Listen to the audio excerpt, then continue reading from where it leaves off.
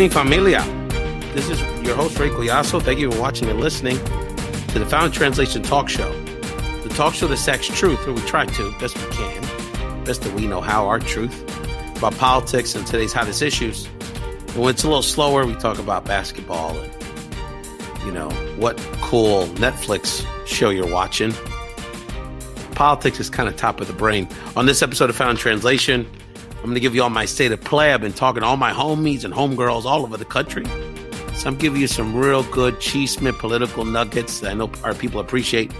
And later on in the show, at the end of the show, I'm going to give a shout out to a new political figure that I just learned about today who entertained us quite a bit, who was a part of the essential workers that are making our democracy work. And again, this is Ray Collazo. I'm going to give you a little sense of the state of play. I'll give you some thoughts on kind of how the Latino vote falls into this whole situation, where we go from here in our politics.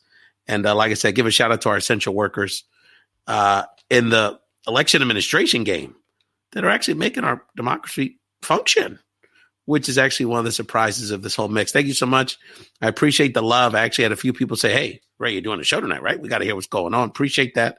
And in fact, what I'm going to do, if anyone is game, I know people really like when I put them on the spot to come on camera, but I will put Gaso, the link to actually come onto the show. If anybody wants to chat with me on politics on the air, they're more than happy to do so. So let's start with kind of where we're at with this election, my friends, as of Thursday night, a little after 10 o'clock. So, Biden's in the driver's seat electorally. He only needs, we really have four, even though North Carolina and Alaska technically are undecided, those are basically going to be Trump states. At this point, Biden only needs Pennsylvania or some combination of two of the other three states. The other three states being Georgia, Arizona, and Nevada. Trump would need Pennsylvania plus two of the other three, I believe, or some combination of, Pennsylvania plus two of the other three. So he's in trouble. And so where we're at with those four states is quickly, basically, Arizona and Nevada, Biden is up. I think it's safe to say, while you would still favor Biden in the count, Trump does have a reasonable chance to maybe pull it off. My Arizona people, including Congressman Ruben Gallego, who just went, a congressman of Phoenix, Arizona, just went on TV and said he doesn't believe Trump can catch up because despite some of these initial returns of the last batch of mail-in ballots, they haven't counted the mail-in ballots from the hood, his district, and some of the other more Democratic areas of the Phoenix area. So he's like, when my mail-in ballots come in, that percentage is going to skew and Biden's going to increase the lead at that point. So that remains to be seen. Nevada, all of the signs are pointing, even though it's still very close, only 11,000 votes, that the demographic of the people that submitted these late mail-in ballots and these other type of ballots really leans heavily towards Biden. So again, in being the worry ward I am, last night I was stressing because of this Arizona situation. Being the worry ward I am, I was reaching out to my Vegas people. I got a lot of love out there, a lot of contacts, and they're all feeling very good. They're like, Rafi, you can go to bed. Don't worry about it. So that's that situation. Georgia, Pennsylvania, even more interesting. Georgia's down at this point to 1,787 votes. My data analyst, who nameless, sort of has jumped in on this, crunching numbers, feels very good about it. I feel very good about Georgia at this point, which, by the way, if Georgia's called tonight, would leave Biden one electoral vote short. And then, of course, that leaves us with my heart and the state that's been in the eye of the storm this whole time, the Keystone State, the Commonwealth of Pennsylvania, which is allowing Trump to die a slow death, a million cuts with this dribble of these vote-by-mail ballots, which overwhelmingly are going to Vice President Biden, partially because Trump told his people don't vote that way. And we actually, Biden actually is concerned about people's health. So he told the Democrats to vote that way. So this is nothing surprising. Again, you can crunch numbers, and we have a lot of data nerds out there. It seems pretty clear that Pennsylvania is going to go with Biden here at the end of the day, but none of it's for sure, as I tweeted out today. It's looking that way. but you never know. I think one of the things, you can get into, and I have a couple quick things to say about Trump's comments today. But if you just look at a big picture and you kind of just put aside to the moment the sequencing of ballot counting and, vote by mail versus people that voted, election day and the electoral machinations of that mechanical process, the fundamentals of this election are really not surprising. You basically had a Republican candidate in Trump in 2016 win a very tight election because he flipped 3 traditional blue states in presidential elections, Wisconsin, Michigan, and Pennsylvania, by very thin margins. And that was because a relatively strong number of Democrats and independents flipped to Trump for a lot of reasons. And minority turnout was not that hype for that election in those states, in some of these communities. So this time around, 2 things have happened. One is the 3 states that are, that Democrats have been basically working on for 4 years, 3 of which elected as sort of a preview, Democratic governors and more Democratic political leaders in 2018. We had a surge of Democratic support. Now the margin is that plus minority turnout, particularly in the Black community in those states, that's hyper excited about getting rid of this guy, are coming out in higher numbers. So instead of Trump winning in a whisker, Biden's winning them with an eyelash. So there really isn't a lot of, and then the other piece is this growing trend that we're seeing that doesn't really get talked about a lot. And I'll talk more about it in the second segment of the show, which is, we'll talk more about the Latino vote in a second. The blue wall of the Latino vote in the Southwest has been getting built brick by brick for the last 15 years in this country. Actually, 20 years in this country. It starts with California. Remember, folks, in the 80s, I know some of y'all too young to remember this, but in the 80s, the president of the United States was the former governor of California, Ronald Reagan. That was a moderate Republican state for a long time, even when it did have a significant minority population. But there was ballot initiatives. I forget the exact number at this moment in the 90s. And there was a conservative Republican governor that sort of overreached and really tried to stoke anti-immigrant fervor. And that woke the Latinos in Cali up. And because of that organizing, partially because of the natural demographics of the state, but a lot because of that organizing fever that led to the election of a wave of Latino congresspeople, the Sanchez sisters, and a whole wave of Latino leaders from the 90s and 2000s. California, now we don't even think about it with colors. It hasn't been purple in a long time. It's solid blue. And a big part of that is the first big brick in the Latino blue wall that was built in the Southwest. Now, what have we seen as time has gone on? New Mexico, which still at times can be purple. They can elect, they elected a Native American congresswoman Tuesday. They've had Republican governors, but basically in a presidential, very blue, became very blue in the 2000s. Colorado in 2010 or so became very blue in presidential. Nevada has now become pretty blue. Arizona was the next to last piece of the chessboard. And that's because of the Latino vote. And that didn't just happen. That didn't happen because Biden had great ads in Spanish or Hispanic celebrities with him. It happened because of the organizing that's taken place, partially sparked by anti-Latino racism. And the organizing that's happened year after year after year, whether it's Arpaio, a ballot initiative, what have you, that's led to this moment. Arizona didn't happen because of Biden. Arizona, if we pull it off, it happened because of the organizing that's taken place, largely, not exclusively, but in large part with the Latino community. So this is, and then the big brick, the big cherry on top is got to be Texas. And we'll have other times to get more into that, but that's going to take a lot of work. And it speaks to the part on the Latino vote I want to talk about in the second segment. The other part I wanted to get into here is, well, I guess the last thing on sort of the state of play is that I'm amazed.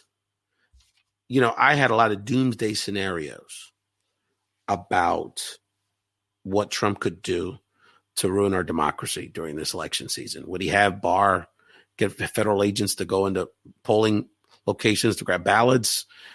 Would there be a massive amount of voter intimidation being led by the state? And I'm saying the federal state, a la like what they did with the tear gas, with the peaceful protests outside the White House. In my mind, I had a lot of doomsday scenarios. But as it turns out, there's a lot of people out there in the Republican establishment who, although they've been kissing Trump's butt for many years, A, don't want to go to jail for this guy, and B, don't seem to be particularly concerned if he loses. Have you noticed? They're not worried about it. They are not worried about it, despite the fact. It's funny because we always think that Trump's playing them. He's playing these senators, Congress people, and the people that work for him.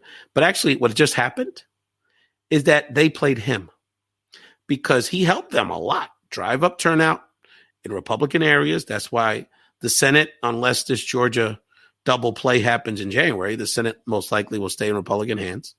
They actually gained seats in the House, which was not expected by anybody, even the Republicans.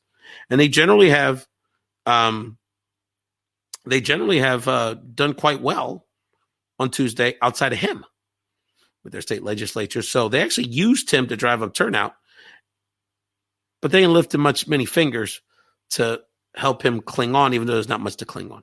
And so while, obviously he's going to do recounts and a lot of lawsuits, if you really think about it, this pushback and this attempt to be a thug and a dictator has actually been a pretty meek performance.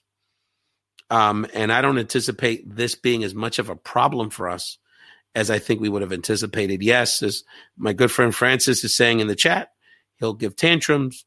He'll go on TV and lie as he did earlier today. But I think if anything, that's actually going to do the opposite effect. He's going to be more and more isolated. And I think the Republican Party, frankly, is going to be fine with him stepping away. They'll still have their power. They'll still have the Senate. And they get him out the way for their own potential candidacies for president in 2024. So sort of ironic that happened. I think the other thing, which is actually kind of more important, to be honest, than the horse race, even though we love talking about it, and it's a lot of fun. And we're all been watching cable news for the last 4 days and glued and always getting sleep, and it's exciting. But our politics for the next 2 years, even though it'll get boring, which is actually probably a good thing, are really going to be frustrating for people to want to get some things done on both sides of the aisle. Because we're going to have a moderate Democratic president. We're going to have a House of Representatives that's run.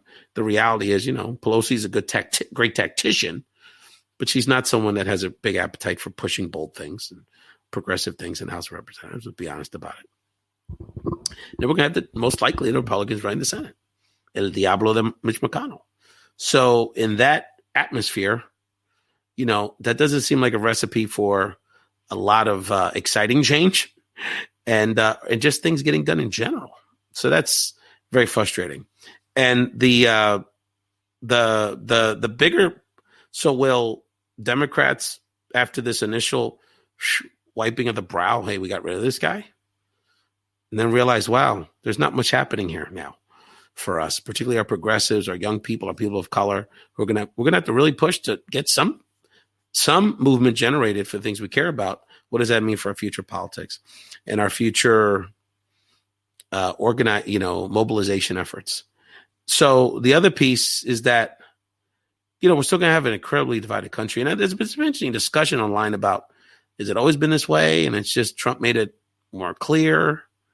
I know there's certainly always been like racism and stuff like that, but this is still going to be culturally, this country is going to continue to remain polarized. And there's a good chance he's still going to be in the mix on television and social media, fanning the flames for his people to just stay mad because they feel like the other half of the country looks down on them, mad because of the very quick global economic and cultural changes of this country. The demographics of this country are moving very quickly. The economics of this and the technological boom of this country is moving us really quickly. And so, for those reasons, and we can argue, what people's real fears are. there's just going to be half the population that, a little less than half, the population that's going to feel even more isolated, and they're going to get angrier. And so how do we balance standing up for ourselves because we didn't do anything wrong? We may have ideas. We may not articulate them as well. We may get mad when people say things that seem outrageous to us, but we're fundamentally not, trying to put down other people. We may be critical of other people's views. But this other part of our society, there's going to be a lot of challenges because there's a lot of lack of communication. And maybe to think about it optimistically, Biden this is sort of his skill set. So we hope that Biden can try to bring some dialogue together, because we're not going to resolve these problems just gaining power over the other. And that's not a fun thing to say. I don't know where we go with it. I don't certainly say that because I want to diminish what we want to do for a better country for all of us. But that's this works best when we have we do the difficult work of trying to build some consensus. And Biden, again, that's kind of his skill set. So let's hope let's see how the results go. You're a betting person. You're probably talking at this point, 95% plus Biden will eventually become president. And we'll see what it takes to get Trump out of La Casa Blanca. What I want to do now, I'm going to take a quick break. I want to play, if people didn't see it, or if they saw it, they see it again. I want to show a music clip of an incredible young woman que se llama Fabiola Mendez. Fabiola Mendez appeared on the show about 5 weeks ago. Fabiola Mendez is a cuatrista from Cagos, Puerto Rico, who is the first graduate of the prestigious Berklee College School of Music for playing the cuatro. So let's watch a great clip of a recent performance of Fabiola Mendez on Found Translation, and I'll be back to talk about the Latino vote in 2020. A escuchar, pero yo sí me encontré con un pajarito pequeño que mientras iba en busca del sol se topó conmigo y a mi oído cantó esta simple melodía. Pero yo sí me encontré con un pajarito pequeño que mientras iba en busca del sol se topó conmigo y a mi oído cantó esta simple melodía.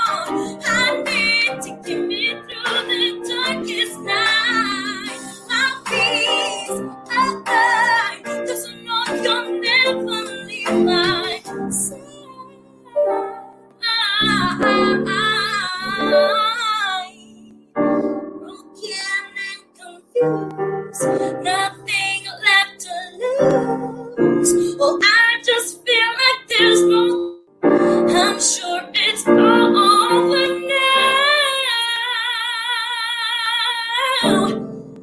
Until I think of you.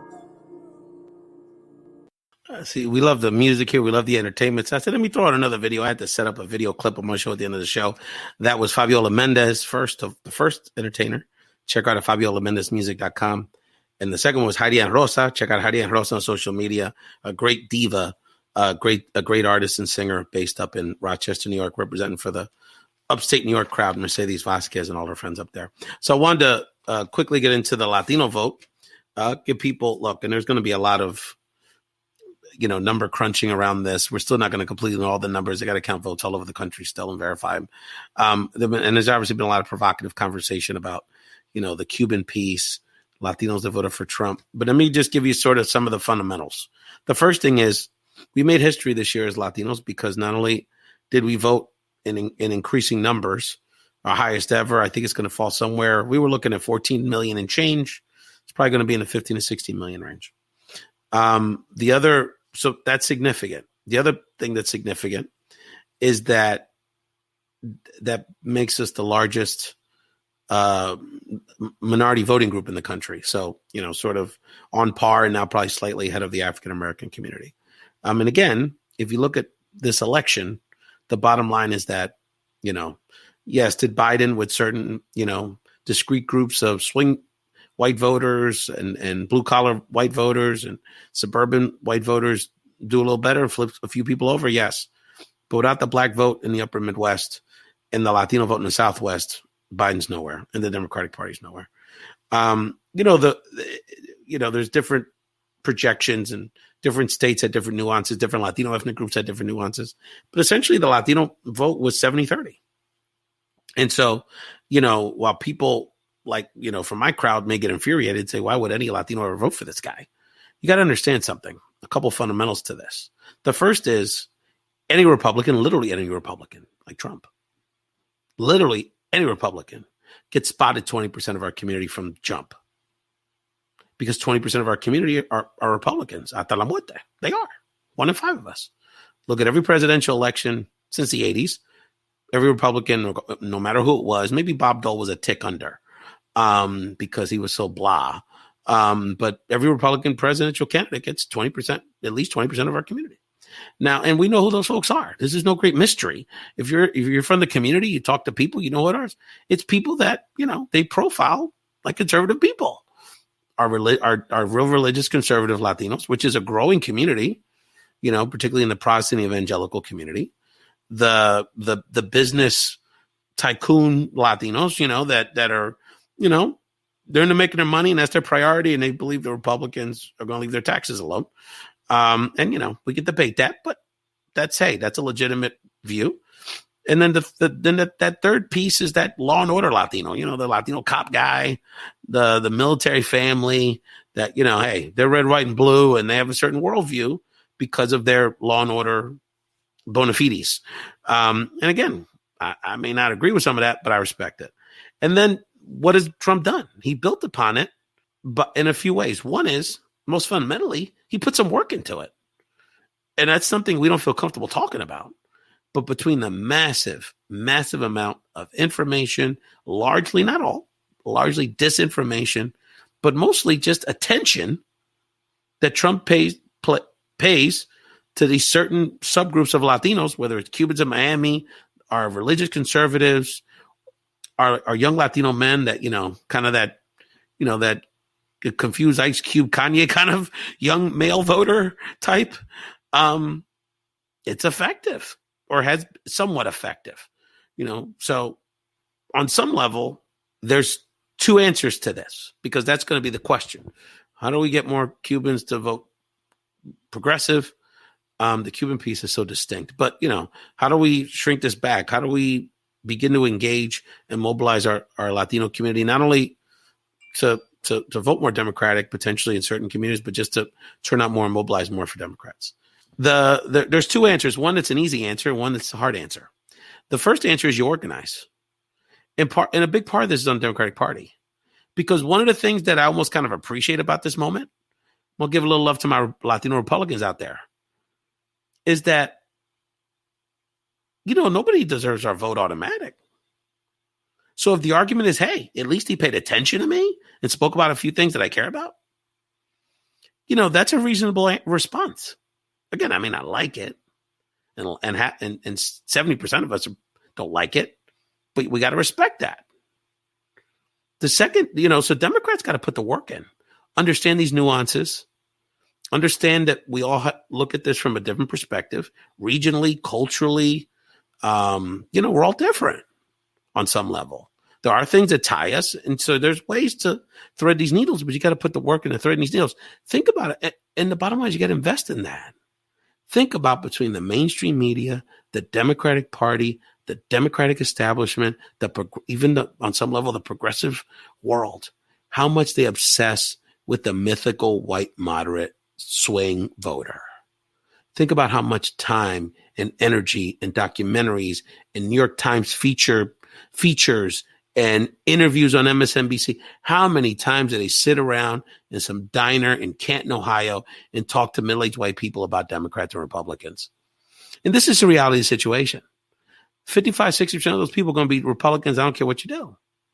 So on some level, you got to move on. And hey, over here, maybe the group that's growing the most, that's now the second biggest voting bloc in the country, and by the way, is the youngest voting bloc in the country, maybe you should give them some love. And by the way, you need to give black people a lot more love because they just saved your asses again. So on some level, this is about organizing. And that takes investment. That takes listening. And by the way, that takes giving up some of this power and opening up more space for diverse communities to lead. The reason it looks like Biden's going to win in Georgia and is not going to win North Carolina, because if you look at it demographically, North Carolina actually, until this year, was more favorable for Democrats. You could argue is because of Stacey Abrams. And a lot of us are going to argue that. Stacey Abrams is an African-American woman. She was a state elected official in the state legislature. I think she was the minority speaker leader. And she made an incredible run for governor 2018. But she didn't just run for office. She built an incredible infrastructure of mobilizing largely African-Americans. But first time there was ever a Latino operation in Georgia. And by the way, over 125,000 Latinos voted in this election. And there's 1 million, as my homie Chuck Rocha pointed out on Twitter this afternoon, there's over 1 million Latinos that live in Georgia. So there's room for growth there. A lot of Puerto Ricans in Georgia. Let's give it up. And by the way, there's double as many Latino voters in North Carolina. So you see what I'm talking about? So Stacey Abrams built an infrastructure that Biden, Democrats, progressives, the two Senate candidates that are going to be in this runoff that ran very strong as well, could build upon. So what did that take? That took allowing someone from the community, like Stacey Abrams, providing her the resources to lead. And that's what we got to continue to do. That's why Arizona eventually, even though it was from the ground up, is where it's at. That's why Nevada's been where it's at for a while, because as my Vegas friends have beat into my head, Harry Reid invested in the Latino community for the last 20 years there. And now we're bearing the fruits of that. And, so on some level, that part's kind of the easy part. We just got to have the investment. The second part's the hard part, which is, as our community grows, establishes itself in this country, we've been here for a long time, and I would just say evolves in our political orientation. The reality is that part of the dynamic of this election, which was very scary for people like us, largely, is that there's some Latinos that made a pretty blatant choice. They saw a president that, you'd have to be a fool not to realize has malice towards, well, really anybody, his own supporters. He leaves them out in the cold, doesn't get them rides back to their cars, but particularly people of color, particularly Latinos, you could argue, and say, you know what? In this volatile political atmosphere, in this, in this you got to choose a side kind of vibe, I'm going to sit over here. Maybe it's for self-protection. Maybe it's because of internal insecurity. Maybe it's just because of anti-Black racism. But I'm going to go on this whiteness side and see how that works for me. And I'd rather be associated with white supremacy in this worldview. And maybe there's some things within that larger worldview with the economy or, law and order that which actually is based on racism too, FYI, that I'm down with. But the reality is that's the choice they made. And so that's a hard one, because it's beyond the politics. It's way beyond the parties. Let's be honest. This guy's not really a Republican. None of these people care about deficits or really any sort of family values. Trump, family values, or, foreign policy. There's none of that really. The reality is that this is he's really representing a maintenance of power by a certain, not really just white people, just like a certain white people that have a certain worldview of how the country should be, that this country was built for us, and all these other people are just sort of side characters. As you're seeing from the pushback of just allowing Black people to have their vote counted. That's what you're seeing the last couple of days, right? So that piece around are Latinos going to start a cleavage between Latinos that are going to basically going to choose to function in society as politically as white people and the rest of us? That's what we got. That's a hard one. We're going to have to deal with that. We're going to have frank conversations. I always try to bring those kind of conversations to the table. And frankly, we're going to have to, the understanding's got to begin with us, because we have to bring some of those people into these conversations to figure this out, because we could disagree on policy stuff. That's okay. Nothing wrong with that. We have to have different opinions and different perspectives, and different issues call for different folk, ideologies. But if we're going to have a significant amount of our community say, I want to disassociate myself with the rest of y'all, and what the cultural and political implications of that are incredibly significant. So before I get into the man that I just learned about, that I want to shout out on the show, let's watch a clip. I'm going to show you a few clips. Let's just show Frankie Negron, and then I'll come back and we'll talk about this brother who I want to salute today, representing this incredible group of Americans that actually have saved our democracy this week. And I want to give this brother a little love on Found Translation. I got the blessing from Rubén Blades to do a song with him as a collab, which is amazing because the man is a freaking musical genius and a big influence. So I figured I'd sing a piece of this because I think it's pretty appropriate for the times that we're in. It was appropriate before. I think it's a little even more appropriate now. So I'll sing a little piece, and it goes like this. It says, hace algún tiempo le preguntaba a un chiquillo por el significado de la palabra patria. Y como aquel viejo poema le di así: flor de barrio, hermanito, patria, son tantas cosas bellas como aquel viejo árbol. Y con el alma en la garganta le dije así: no memorices lesiones de dictaduras y encierros. La patria no la define esos que suprimen un pueblo. Ay, la patria es un sentimiento en el alma del viejo. Patria, son tantas cosas bellas. Bomba from Loíza is almost like a religious experience. You know what I mean? Mm. Que when I went to Loíza, I think they have like a bombazo every Monday night. Literally, like cerca del puente when you cross over to Loíza. And I was so blessed to be there one Monday night. And the worst part about it was cuando se acabó, because it's like connecting with your ancestors. You understand? Like, even if you can't dance it, just close your eyes and feel it. Absolutely. Because Puerto Ricans are more than just who we are now. We're so rich with history. Que not knowing it almost does you a disservice, because you don't get to enjoy the beauty that our ancestors danced bomba as beautifully as I just saw them dance. Yeah. A reflection of our past. You know what I mean? Like, yo me enamoré tanto que cuando it went black, I got mad. I was like, what happened? You needed some more.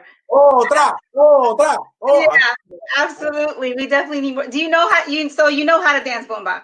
Then if they kept playing, I was gonna dance. I was Right. gonna. I was feeling it. I was over here with it.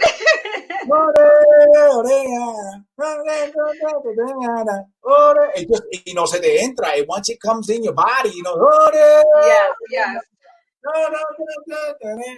Oh, here you go. Here you go.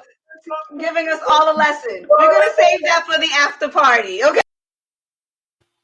It's good to see always our homegrown, me and Mendez and Eli Castro. I was teeing up something, so I wanted to sneak that video in. And of course, Frankie Negron. Frankie has been very into this political season. If folks follow Frankie Negron and Eli Castro on social media, they've all had a lot of great things to say. And Frankie's been really into it. Memes. I mean, he is hype as anybody. He's probably watching cable news right now. So respect to our friends. One of the things that, again, I think has been a positive out of this whole thing is that our democracy's administration, I mean, with the ballot issue, the threat of this nonsense with Trump, we're waiting a couple days. And there's like really obvious logical reasons for that, for these last 3 states. Oh, by the way, the Republicans in these legislatures didn't provide the resources so we could count quicker. So they're the ones that wanted this to drag out. You know what I mean? Like Pennsylvania Democrats wanted to start counting these ballots weeks ago, but they got blocked by the Republicans in the legislature. Shocking. So they created this scenario. Overall, if you think about it around the country, our election systems worked. And, voting rights activists like myself have oftentimes kind of poo-pooed the idea because we have all this decentralization in a voting system. Every sort of county election administrator sort of has their own fiefdom. But actually, that's kind of worked here because it didn't allow one person or a dominant political figure to try and manipulate this whole situation. So, we'll see. Things always happen and you find out things after the fact. So I'm not going to swear this is all going to be perfect because I don't know. But it's pretty clear that, our systems help. So I want to give a shout out to all these people that are making it happen. These, civil servants, people that work for county government or city government are just getting hired to count ballots, over these last few weeks. They're working weird hours, working a lot. There's a lot of pressure on them. There's everyone looking at what they're doing. There's people observing them. These ballots getting counted on live streams. There's a lot of pressure. People want to do this right. So the person who I wanted to show a clip of, who I just really found out about today, and it was a treat to get to know who he is. He seems like quite a character. Is a gentleman named Joe Gloria. Joe Gloria, I believe, is Latino. Joe Gloria is the election administrator in Clark County, Nevada. Clark County is basically Las Vegas and the Las Vegas area. It's where 80% of the people in Nevada live. I don't got to tell you about Vegas. I don't got to tell you how important Nevada is. I don't got to tell you right now, there's a lot of pressure on his brother. So let's watch this clip. He spoke earlier today, and his message basically is, we're going to take our time because we're going to do this right because I don't want to mess none of this up. So, and he spoke about the fact that, there is intimidation and issues that are impacting, these civil servants that seems like virtually all of them are just trying to do the right thing and have the opportunity to do their job. So let's take a clip of my hero of the week, Joe Gloria. I can tell you that my wife and my mother are very concerned for me, but we have security here. We have law enforcement who are protecting us. I am concerned for the safety of my staff.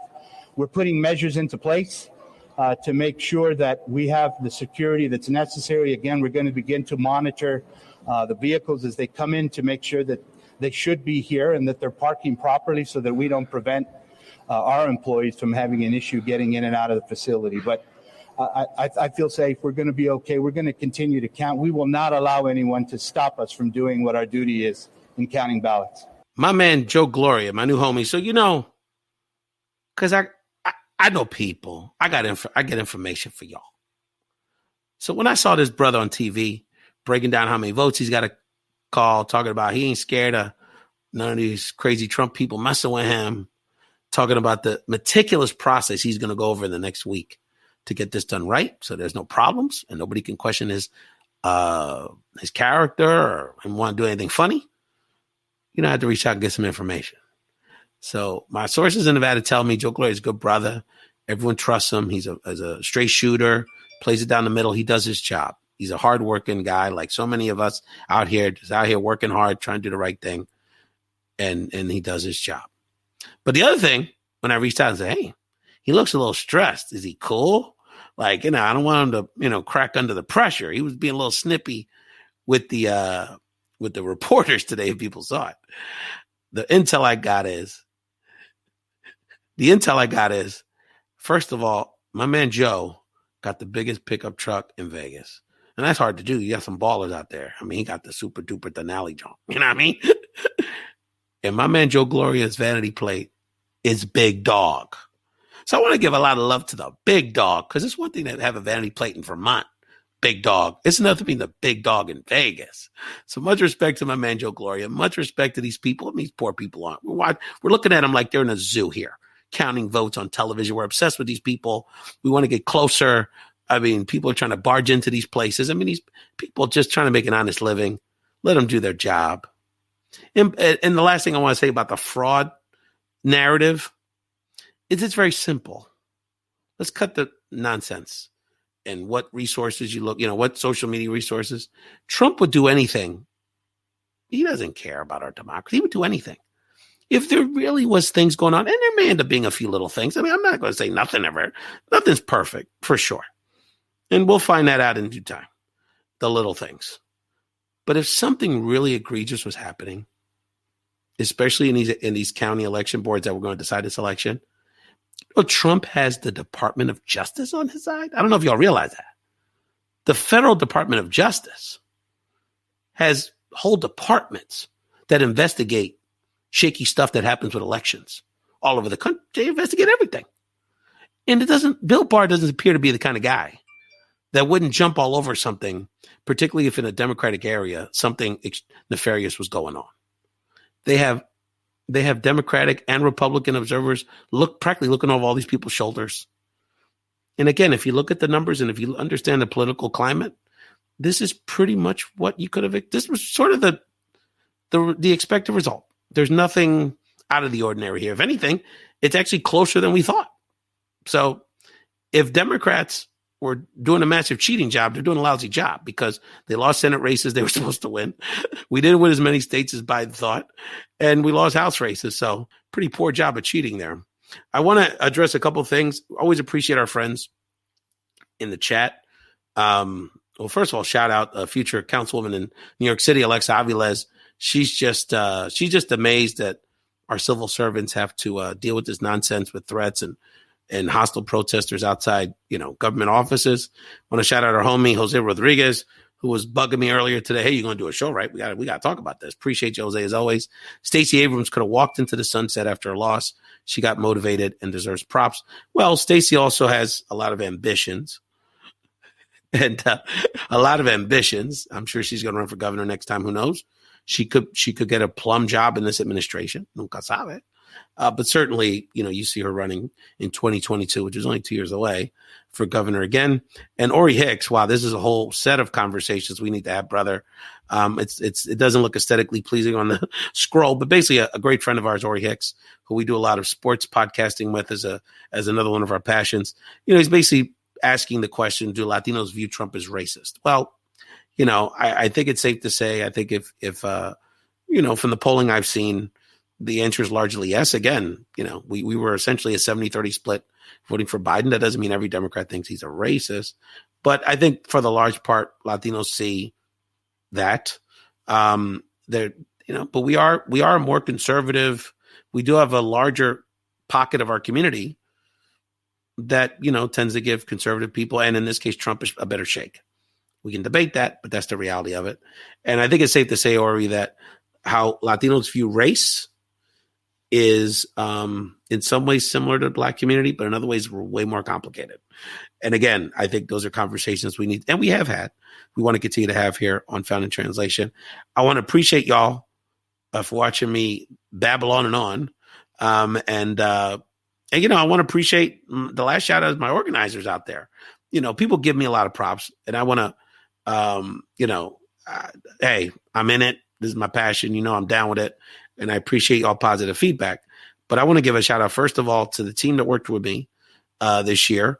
At my day job on the Youth US Action Fund, I had a team of 12 phone bankers that we weren't able to knock on doors in Philadelphia, but they were on a phone bank and called basically every Latino in the state, half of the state, to walk them through the vote by mail process, make sure they had all the information they need. We actually did largely our phone banking nonpartisan. We didn't really push Biden. We just wanted to get people the information and make sure that they were able to securely vote. We found a lot of people wanted to vote on election day because they're used to that, particularly the older folks, which was cool. Made sure they had the information about their polling place and being socially distant and all that. So I want to give a shout out to Melissa Arce. Melissa Arce was my organizer this cycle. Melissa is a healthcare executive that, has had some economic struggles because of the coronavirus, like a lot of us. And she's also a cancer survivor. So Melissa is a top-notch person. She's going to be moving on to bigger and better things and working for me very soon. And, I just want to give her and the rest of our team, Anna and Dahlia and the rest of the crew, a lot of props. And I want to give props to my organizer friends all over the country. Too many to name, but coast to coast, working largely in obscurity in their local communities, just doing the good work. Whether you're progressive, you focus more on the Latino piece, you focus more on party politics, you focus more on local elections. There's so many good people out there, well-intentioned, trying to do the right thing for their community and just organizing their folks. And regardless of the results, regardless of, what Latinos voted for Trump in Florida or what white people voted for, this way, regardless of all the noise, you got to give these people a lot of love. Because let me tell you something, if it's not for the organizers and the people, the advocates to push the agenda, the rest of us don't get anything. So we got to give them a lot of love and continue to support the self-care of our organizers and activists out there, including people that will be running for office next year. So thank you all so much for joining us. I'm going to give Zoe Colon is going to come on next Thursday. I may come on next couple of days, depending when we get final results from the states. I anticipate Georgia coming in tonight, late for Biden, and then Pennsylvania being the field goal that puts Biden over the top. I think that's pretty appropriate. I think Philly's holding on to the ballots, I'll be honest with you, so they could be the ones to put it.